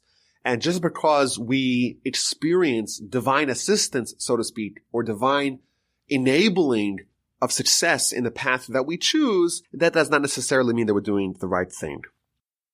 Okay, so Bilaam arose in the morning, and he saddled his female donkey, and he went with the officers of Moab. So if you read that verse quickly, you might not notice that there's something very unusual here. Verse 21, Bilaam arose in the morning and saddled his female donkey and went with the officers of Moab. The Torah, of course, does not give us anything that's not necessary. There's no extra fat. There's no information that we're inundated with unnecessarily. And Rashi right away tells us a very deep idea. In the seminal trip of Abraham's life, where he travels with Isaac and two other lads to bring him up as a sacrifice on Mount Moriah in Jerusalem, it says the exact same words. Abraham arose in the morning and he saddled his donkey. And this shows us two things. Number one, that there was excitement to wake up in the morning. Number two, that there was commitment to the mission, that Abraham saddled his own donkey. Abraham had hundreds of servants. He had a huge household. And of course, it's not appropriate, you would think, for someone like Abraham to saddle his own donkey. And similarly, Bilaam is really rich. And what does he do? He wakes up in the morning and he himself saddled his female donkey. And the Talmud tells us that this shows us that love corrupts the correct order and hate also corrupts the correct order. Abraham was motivated by love of God, to commit this mitzvah of sacrificing Isaac. And he was so excited, he woke up early and he harnessed his donkey himself. And of course, that's corrupting the order. Abraham should have outsourced that to someone else. But he was so enraptured, so in love with God, he did it himself. Similarly, but on the exact opposite side, Bilaam should have allowed someone else to saddle his donkey, but he was so consumed and so motivated by hatred that too corrupted the natural or the correct order, and he saddled his own donkey. And Rashi tells us that it's almost as if Abraham is the prophylactic against Bilaam. You think that your dedication to curse the Jewish people will be successful? You should realize, our sages tell us, that Abraham preceded you. He woke up early, he saddled his own donkey, and his commitment to do the will of God will be able to shield the Jewish people from allowing your curses to injure and impact them negatively.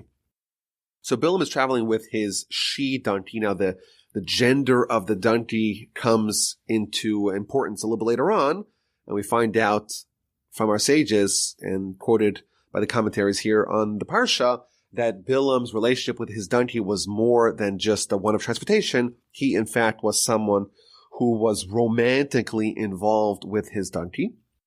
But he's traveling, and God's wrath flares up against him, and an angel of God stood on the road to impede him. This is a very interesting, very unusual episode here in the story, that Bilaam is traveling. He's traveling with the elders of the Moabites, and we're also told that he's riding his she-donkey, and he has 2 young men with him.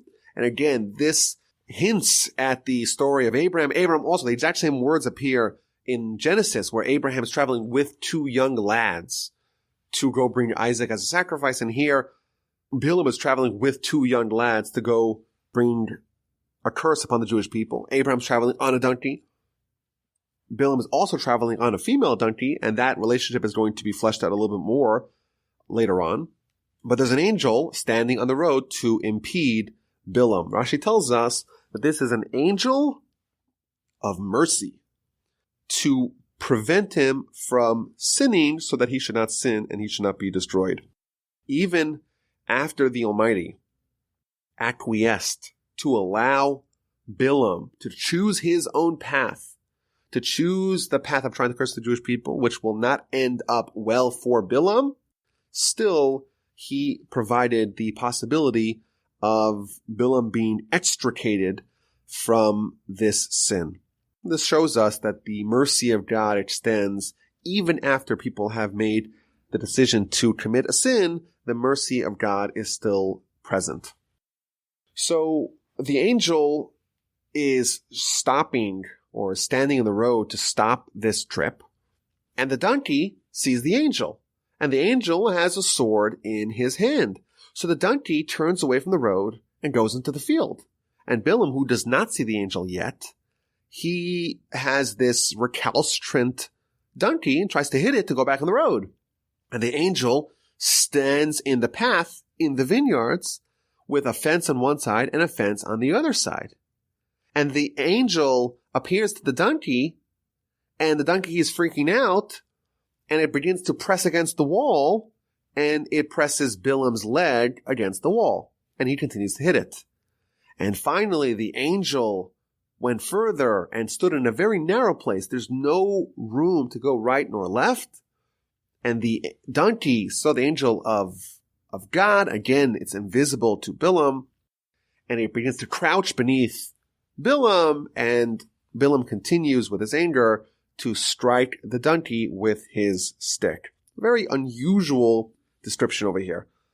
And Rashi tells us, quoting the Midrash, that the 3 different impediments where it goes off the road, and then there's a fence on one side, a fence on the other side, and then there's no place to go, that is emblematic, that is symbolizing Abraham, Isaac, and Jacob. How so?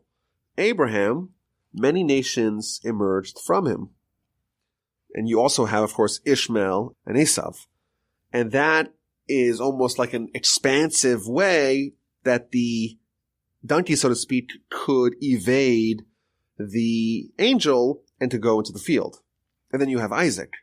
Isaac has only 2 sons, and that is equivalent to almost the fence on one side and fence on the other side.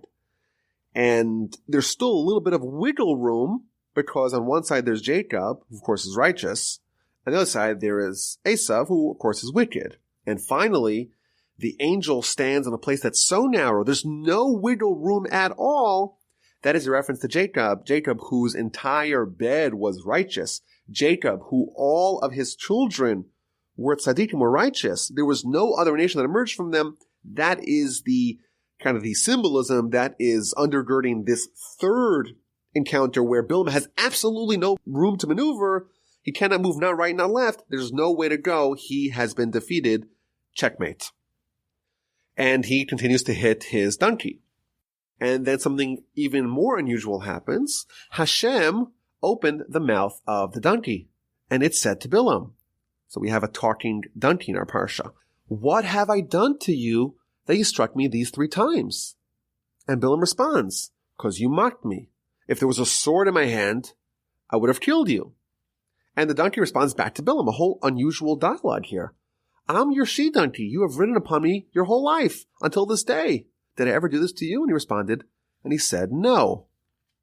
And finally, Hashem uncovered Bilaam's eyes, and he saw the angel of God standing on the road with a sword drawn, and he bowed, he prostrated himself to the floor, and now he pivots to having a conversation with the angel.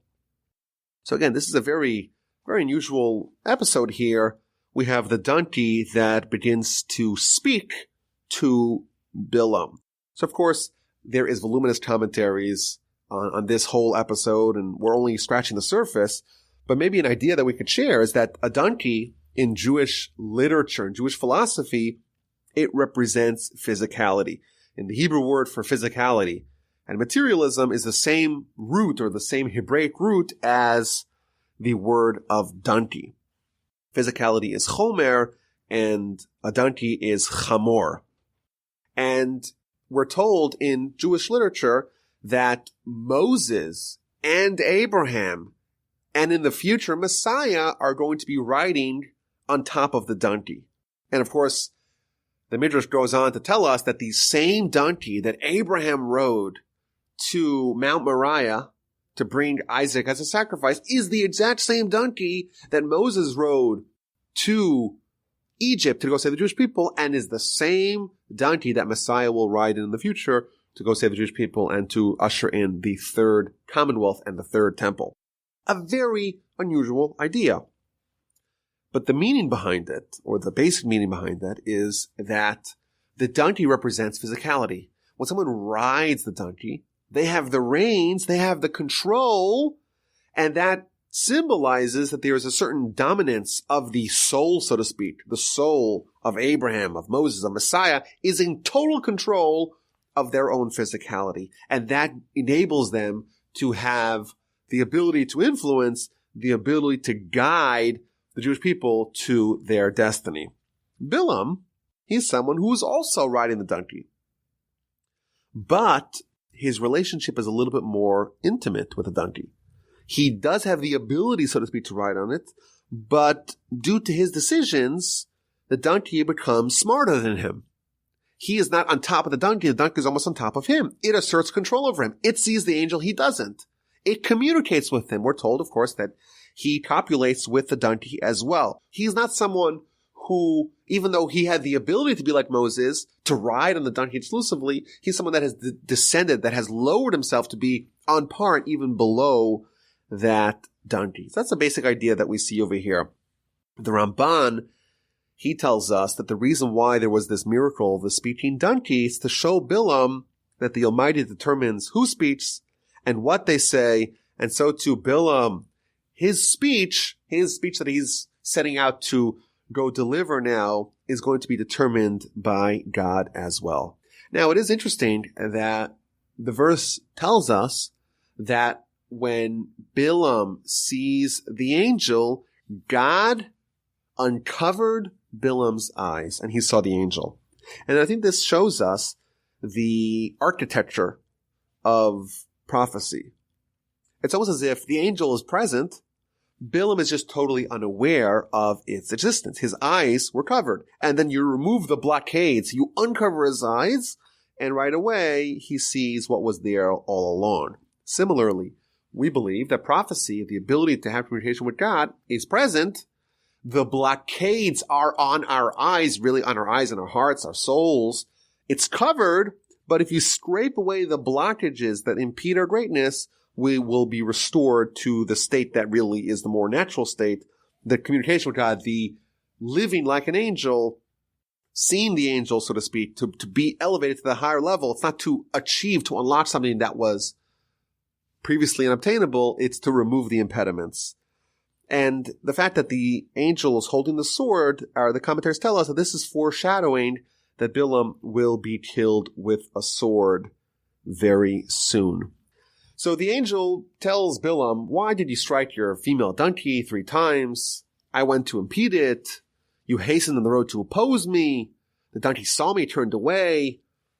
Had it not turned away from me, I would have now even have you killed and let it live. This is a very interesting first statement from the angel to Bilaam. Now, Rashi tells us something very fascinating. I think a very deep idea that we see several places throughout the Torah. The angel tells Bilaam, I would have killed you and let it live. But ultimately, Bilaam lived and the donkey died. So what the angel is saying, I should have killed you and let it live, but in effect, I'm going to do the opposite. I'm going to let you live and I'm going to kill it. And the reason why is because Bilaam was one-upped by his donkey. He wasn't able to respond to its rebuke. And therefore, to prevent Bilaam from being ashamed, the Almighty killed the donkey. It's a very powerful idea. Even someone as sinful, as egregious as Bilaam, when the Torah punishes him, it does not punish him more than necessary. Yes, he needs to get punished. Yes, he's going to get executed. But the fact that there's a donkey that's walking around, the donkey that silenced Bilaam, that is too much, and therefore that donkey has to be killed. Very powerful idea that even when someone is a sinner and is worthy, deserving of punishment, the Torah does not punish more than is absolutely necessary. So the angel continues the conversation with Bilaam. I have sinned. Should I go back? No. The angel says, no, go there. Go with the officers, but do exactly as I tell you. So finally, Balak hears that Bilaam is arriving. He goes to meet him, and he says to him, why didn't you come earlier? And Bilaam says, well, I'm here now. And they begin their pursuit of cursing the Jewish people. And they slaughter sacrifices, and they go to the mountaintop, and they see the edge of the people. This is another idea here. We said that Bilaam is characterized as someone who has an evil eye. And here we see he has to see the people. Abraham was someone who always saw the good in people. Abraham saw the travelers and tried to do kindness with them. And here we see, and the Ramban elaborates on this idea, that Bilaam wants to see them, and that will fuel his hatred for the Jewish people and enable him to curse them. That's the evil eye of Bilaam. It's the opposite of Abraham. Abraham sees someone and says, how can I help them? Bilaam sees someone and says, how can I exploit them? How can I curse them? And of course, another major difference between Abraham and Bilaam is that Bilaam is going to begin his process now in chapter 23 to try to pray to destroy a nation that's righteous. And of course, Abraham, he was the one who prayed, but not to destroy the righteous, the exact opposite, to save, to spare the wicked of Sodom and Gomorrah. So chapter 23 begins, Bilaam said to Balak, build for me 7 altars and 7 bulls and 7 rams. In order to facilitate his curse, he needs to have 7 altars. Why does he need to have 7 altars? So there's a few different explanations given by the commentaries. For one, we're told that there are 7 righteous builders of altars, and therefore In order to counteract them, to thwart them, you have to have 7 altars to counteract them. Adam, Abel, Noah, Abram, Isaac, and Jacob, and Moses. That's 7 righteous people that built altars, and therefore we have to have 7 altars to counteract them. Alternatively, there were 7 altars built by Abram, Isaac, and Jacob. Abraham built 4, Isaac built 1, and Jacob built 2. So the 7 altars built by Abraham, Isaac, and Jacob, by the founders of the Jewish people. And if you want to uproot the Jewish people, you have to uproot them from their roots, from their foundations. And the foundations, of course, are Abraham, Isaac, and Jacob. And therefore, you have to attack them thusly. So Balak does as Bilaam has requested. There's 7 altars. Each altar, a sacrifice of a bull and a ram is offered. And Bilaam tells Balak, okay, now you go stand by the sacrifice, and I'm going to go talk to God, and whatever God tells me to say, I'm going to say. And the Talmud tells us that really this was a miracle because Bilaam knew the exact moment that God was susceptible to cursing, i.e. to cursing the Jewish people. And for those days, God temporarily ceased having that moment of anger, the moment of agreeableness to cursing, and therefore Bilaam did not find an opening. Of course, this is a very advanced idea. What does it mean that God for a moment, for a second, for a millisecond is capable of being urged to curse? It's a very interesting theological idea, but that's the basic idea that our sages tell us in the Talmud. And God tells Bilaam, okay, I have a message for you. Go say this message. And this begins the blessings of Bilaam. He's going to try to curse them, and God's going to turn it on its head and force him to bless the people in the exact way that he wanted to curse them. He wanted to curse them in specific ways, and we'll see them not by the curses, but by the opposite. There are blessings that were the exact opposite of the curses that were intended. And it's interesting that a lot of these blessings became part of literature, part of our liturgy. In fact, in the morning, we say some prayers that come from Bilaam, because Bilaam, he epitomized the nation. He was able to describe and identify the characteristics of our nation for the positive. In fact, the Talmud even says that there was a decision, or at least there was a discussion, whether to include Bilaam's blessings in the daily Shema, ultimately, because we didn't want to encumber the people. It was not included, but it could have been. It was that good. So he begins his first blessing from Aram, Balak, king of Moab, led me to the mountains of the east, and they're very poetic and very beautiful. Balak wants me to curse the Jewish people. How can I curse them? God is not cursed. How can I anger? God is not angry. Again, that's the idea that God did not get angry during these days.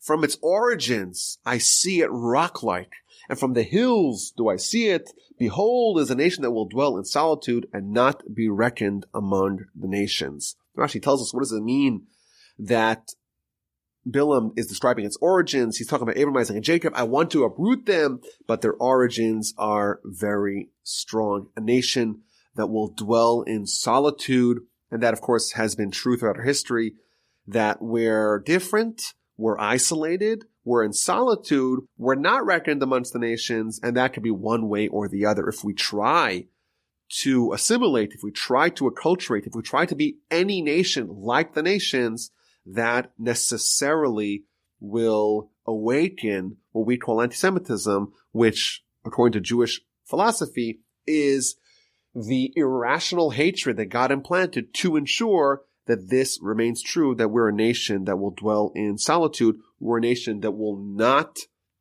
be taken off chart, off our path of bringing the world to its completion, of completing the mission of Abraham. Who has counted the dust of Jacob, or numbered a quarter of Israel? May my soul die the death of the upright, and may my end be like this. Bilaam is so consumed with all the Jewish people, he's hoping to die the death of the righteous. And of course, this does not sound like what Balak had signed up for. He says, I don't get it. I called you to curse them, and now you brought a blessing to them. So Bilaam responds, well, this is what I told you. Whatever God tells me to say, I'm going to have to say. So instead, they make a decision to change locations. We're going to go to a different location. We'll see a different part of the nation. Maybe that will allow us to find an opening to go curse the Jewish people. Now, it's interesting. When Abraham prayed, and he was also rebuffed, his prayer to save the people of Sodom and Gomorrah was unsuccessful. It's clear if you compare the verses that Abraham returned to the same place. And here, Bilaam is unsuccessful and he goes to a different place.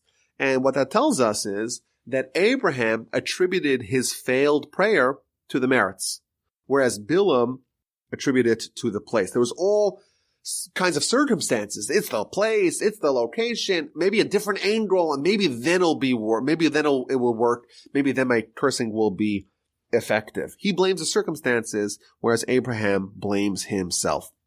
And again, they go to a different location. Again, they bring sacrifices. Again, Bilaam gives another blessing, and he tells him God is not a man that he should be deceitful, nor a son of man that he should relent.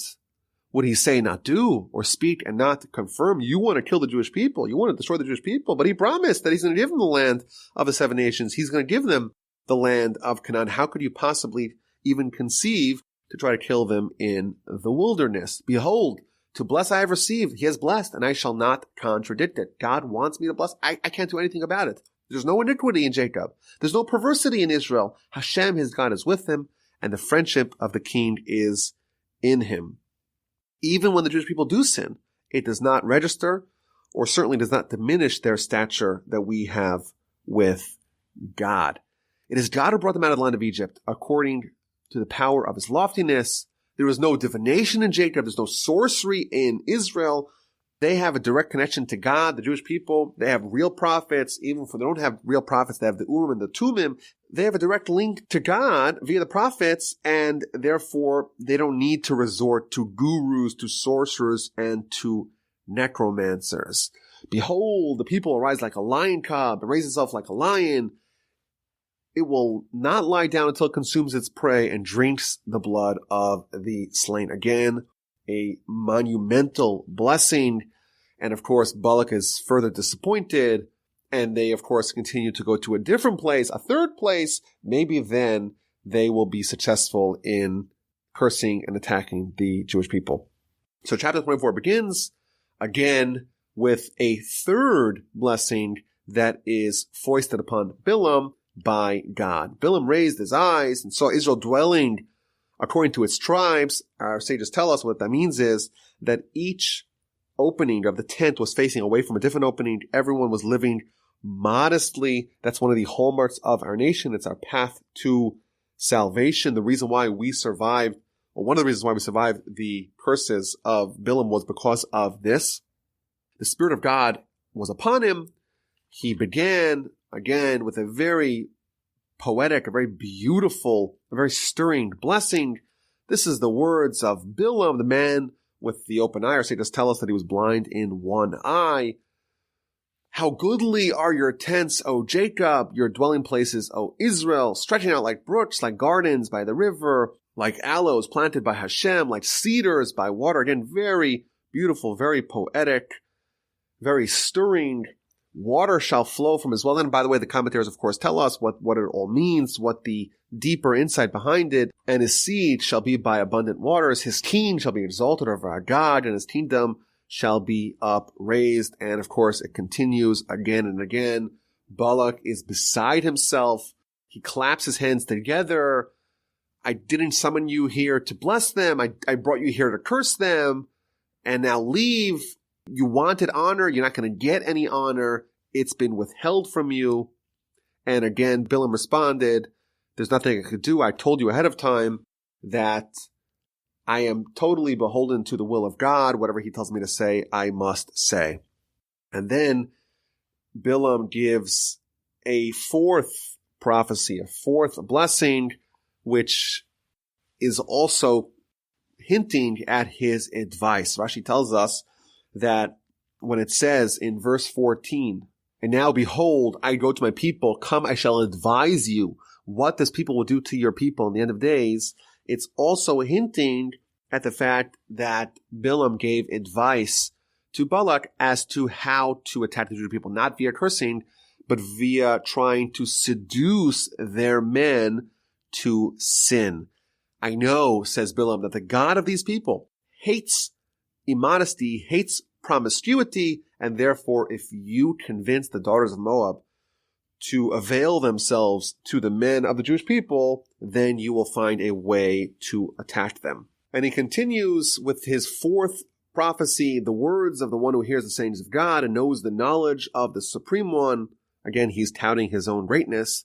Who sees the vision of Shakai while fallen and with uncovered eyes. I shall see him, but not now. I shall look at him, but he is not near. A star has issued from Jacob, and a scepter bearer has risen from Israel. This is a reference to David, to Solomon, to Messiah.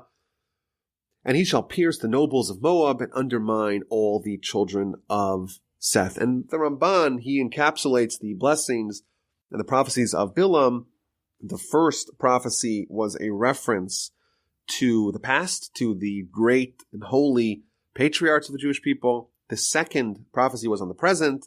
The third was on the future, in the days of David and Solomon. And the fourth and final blessing, the fourth and final prophecy was in the yet to come future, the future where the destiny of Abraham is fulfilled.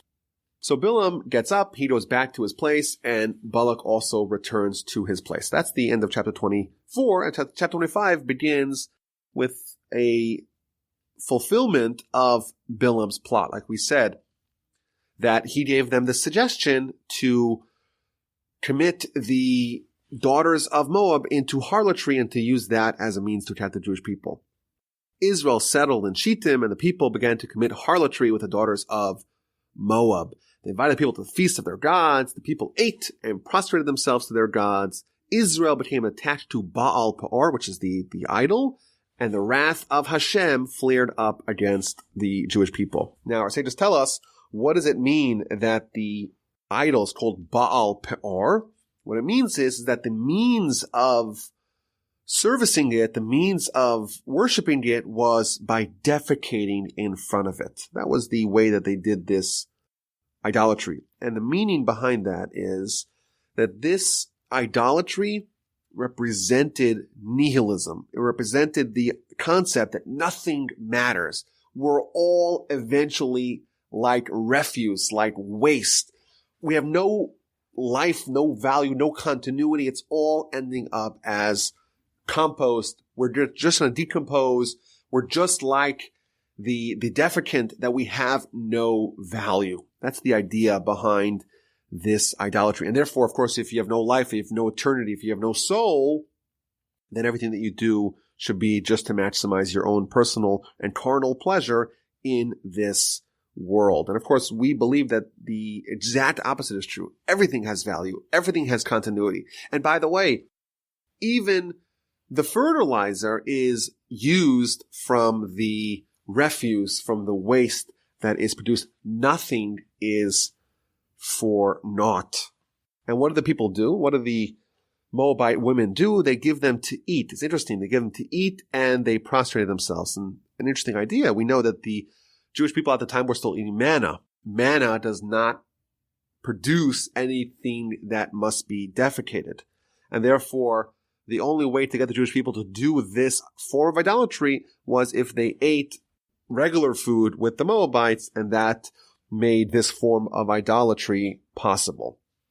So the nation became attached to Baal Peor, and God's anger flared against them, and a plague began killing members of the Jewish people. And Moses tries to intervene, try to prevent this plague from continuing by executing all the people that were attached to Baal Peor. And amidst this entire plague, something very unusual happens, and the leader of the tribe of Shimon, he seizes a Moabite princess, and he brings her to Moses. Behold, a man of the children of Israel came and brought a Midianite woman near to his brothers in the sight of Moses and in the sight of the entire assembly of the children of Israel, and they were weeping at the entrance of the tent of meeting. Zimri, the name of this head of the tribe, he grabs this Moabite woman and he comes to Moses and asked, is this woman allowed or is she not allowed? And of course he says she's not allowed. And he says to them, okay, well, what difference exists between this woman, this Moabite princess, and the Midianite woman, the daughter of Jethro, that you married? And the answer, of course, is that Moses married her before Sinai. This is already after Sinai. But regardless, this shows the state of the nation after they capitulated to the Moabite women and their seductions. And this man, Zimri, he begins in a very public fashion to copulate with this Moabite princess. And the nation is crying, and there's various reasons given here why they were crying. One of the reasons is that no one knew what to do.